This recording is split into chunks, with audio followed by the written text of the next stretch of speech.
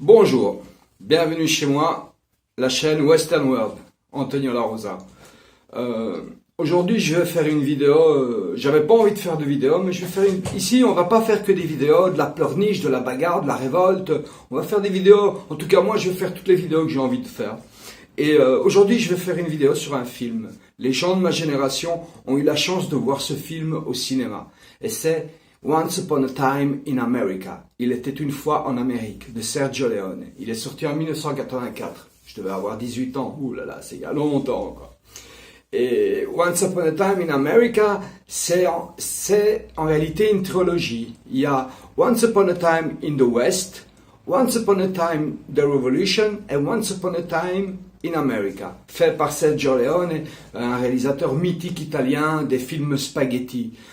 Son père déjà était dans le milieu du film, de la réalisation, mais Sergio Leone a été au chômage dès le départ de sa carrière parce qu'il était antifasciste. Ça dit déjà beaucoup de choses sur la personne.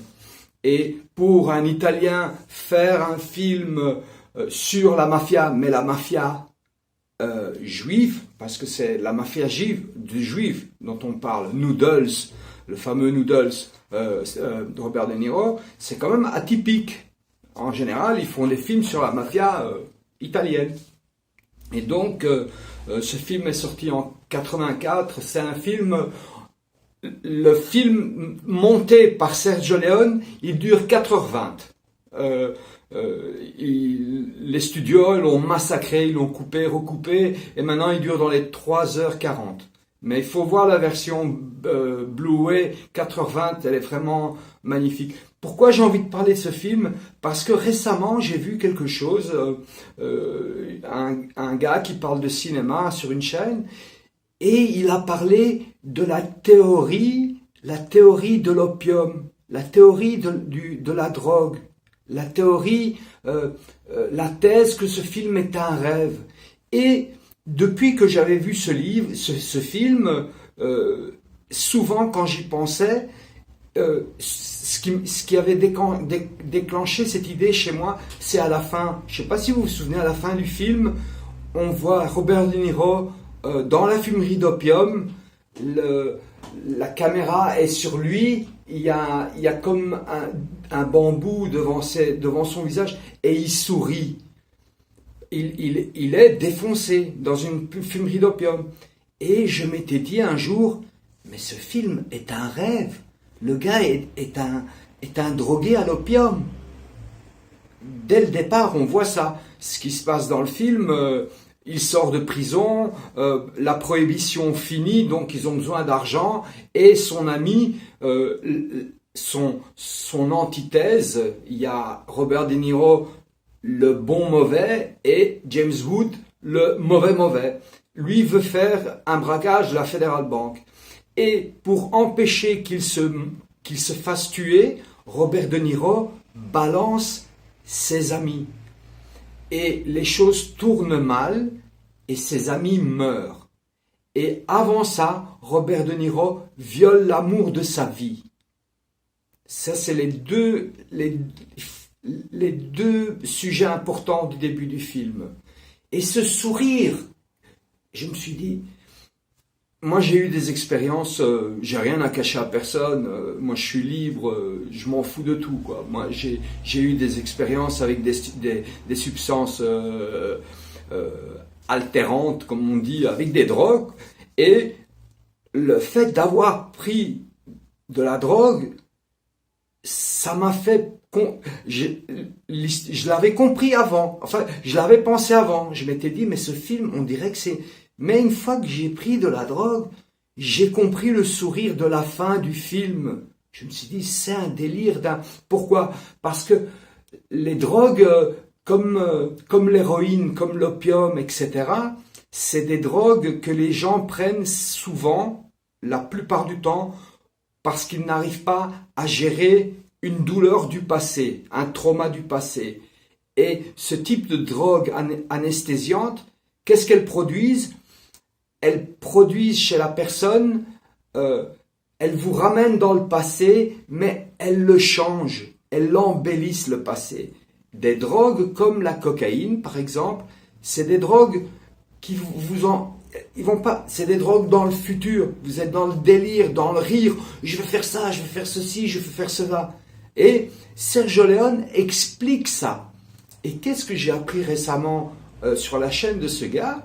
C'est que lors de la première à Rome, déjà lors de la première à Rome, Sergio Leone faisait référence à la théorie du rêve d'un drogué. C'est-à-dire que Noodles, Robert De Niro, le héros du film, ne pouvant pas faire face à la double douleur d'avoir entraîné la mort de ses amis et d'avoir violé physiquement la fille qu'il aime depuis qu'il est enfant, va dans une fumerie d'opium, se défonce à mort, et tout ce qui se passe après est un rêve. Parce que si vous regardez bien, tout est magnifique.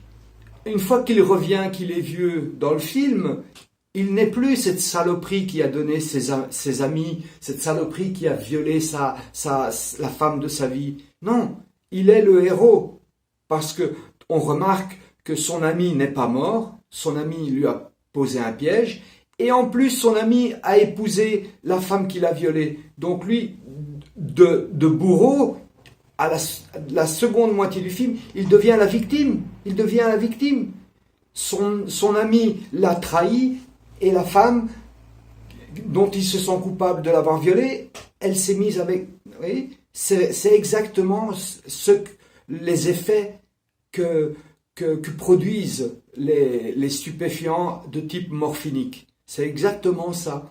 Et ça s'appelle la théorie de l'opium. Et c'est pour les gens qui connaissent bien ce film, moi je n'avais jamais lu ça, je n'avais jamais entendu parler de ça. Je viens de l'apprendre et Sergio Leone en parlait dès le départ, dès le début. Et j'ai revu le film ces derniers jours. Et une fois que vous voyez le film sous cet angle-là, c'est parce que moi je voyais la fin du film. Il se retourne, il se met sur le dos, il a fumé de l'opium et il commence à rire. Et je me disais, c'est pas du tout c'est en contraste avec le film, parce que le film est un drame des jeunes pauvres juifs qui deviennent des délinquants et qui pour finir meurent.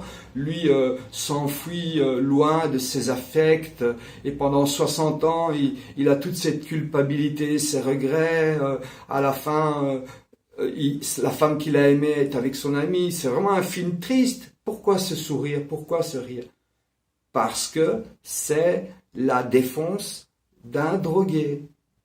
C'est quelqu'un, et c'est pour ça que le film est en flashback avec des rêves. Parce que le film parle de ça. Il ne faut pas oublier que entre les années 70 et 80, c'était l'épidémie de l'époque, c'était l'épidémie de la drogue. Hein.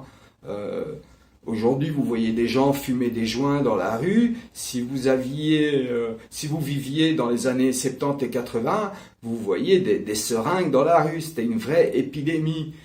Et donc, c'est logique que Sergio Leone avec sa sensibilité d'artiste, parle à sa façon de ce problème, des problèmes de l'usage de stupéfiants. Et j'ai trouvé ça vraiment génial, quoi, parce que les films qu'on aime, on peut les revoir et on découvre toujours quelque chose. C'est ce qui est super avec l'art. Les livres, c'est la même chose. On peut les lire 20 fois. Et les musiques, les chansons, vos chansons, les musiques, vos chansons, celles que vous aimez, jamais elles vous trahiront. Vos chansons, celles que vous avez aimées, elles ne vous trahiront jamais.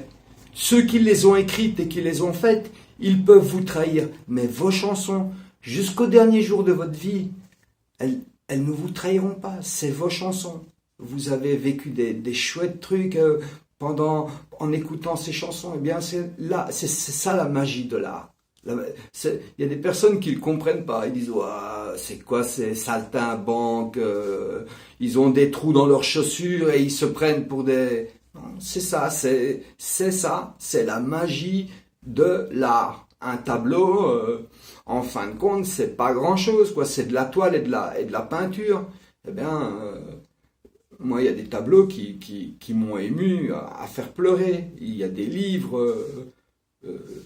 il y a certains livres que j'ai, je ne les donnerai pour rien au monde. Même si je ne les lis pas, ils sont là, je les garde là. Mais les films que j'ai aimés, c'est mes films. C'est des films que, avec le temps, ils ne vieillissent pas.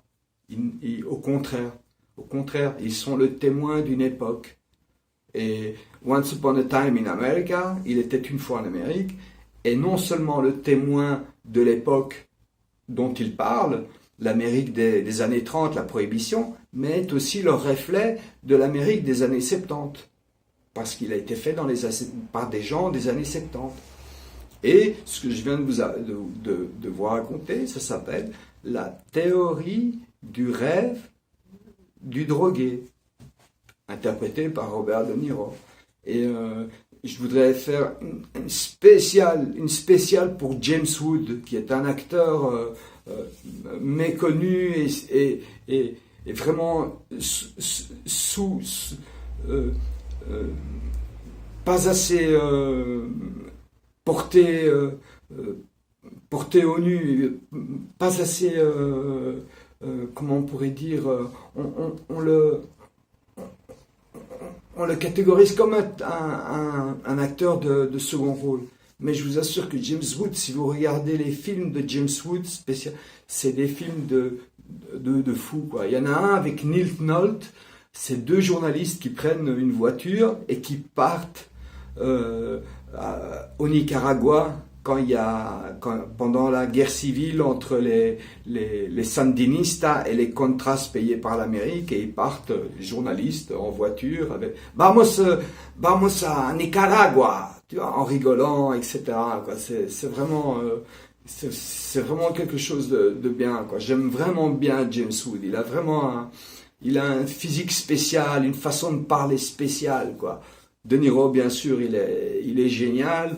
Et dans le film, dans Il était une fois en Amérique, il y a Elizabeth McGovern. Cette fille, je pense, avec Juliette Binoche, c'est les deux seules actrices dont je suis tombé amoureux et dont je savais que je ne sortirais jamais avec.